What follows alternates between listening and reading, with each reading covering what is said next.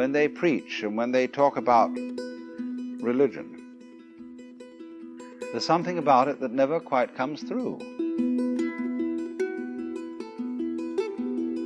It isn't grounded.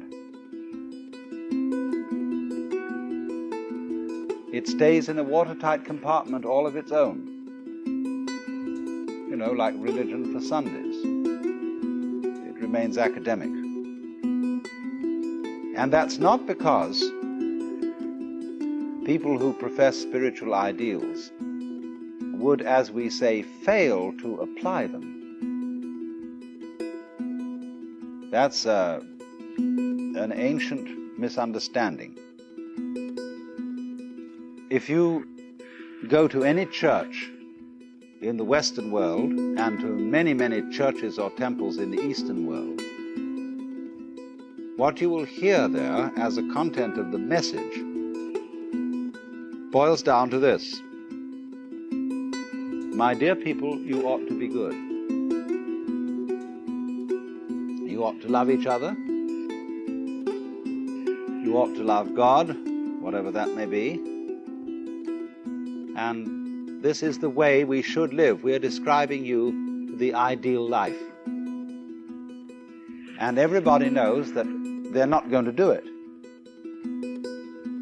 And it's not going to work out like that. It never did and it never has done.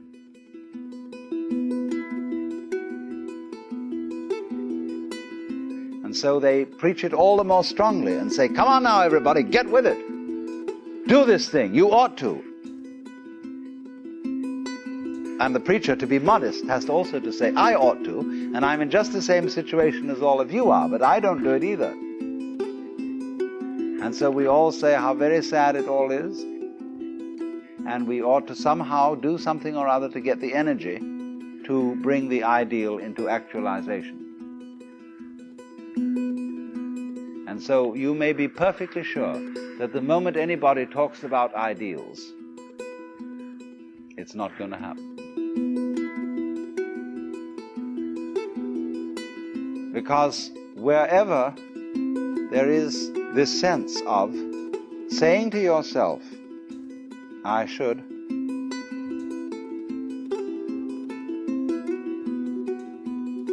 nobody ever transforms himself into an enlightened pattern of life by dividing himself in two pieces.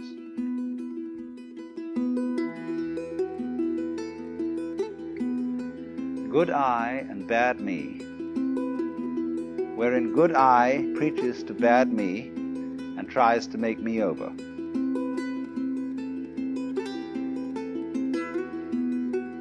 As if a human being were divided, were like a rider on a horse, and the rider is the soul and the horse is the body, or the rider is reason and the horse is passion. In other words, we've got the opposition of the ego allied with the superego, trying to ride the ego aligned with the id. And Freud's metaphors and Freud's construction of the sort of psychic anatomy of mankind is really derived from Plato, with the image of the soul riding the animal horse.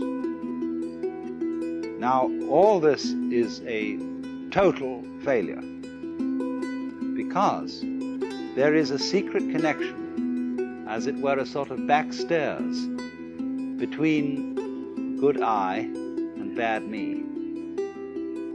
Good I can look down at bad me and say, you oughtn't to be like that. But all the time, bad me is sending its energy up the back stairs to good I and motivating good I to go at bad me, but for the reasons of bad me.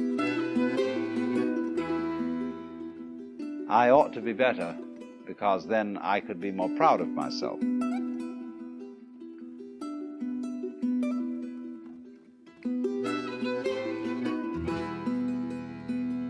So, in this way, there is something about spirituality, self-conscious spirituality, all kinds of religion involving preaching and moralizing and talking to oneself in a split and divided way, good I against bad me, that is profoundly phony.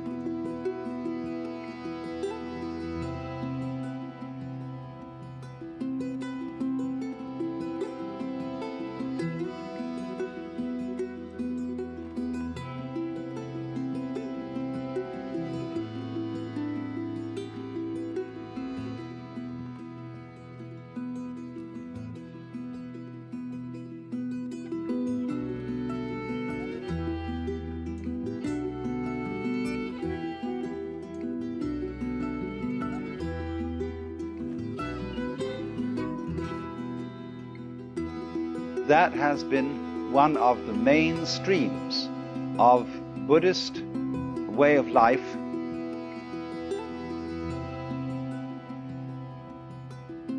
to be what one might call the religion of non-religion.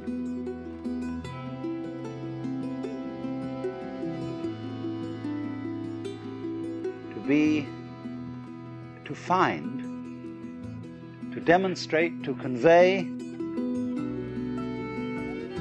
what is the most highly spiritual through what is the most everyday and ordinary, and to make no division between the two.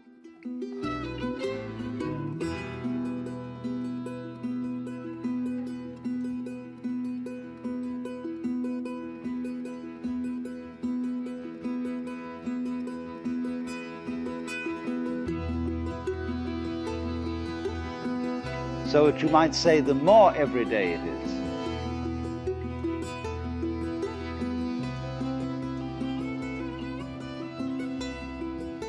the more truly spiritual it is.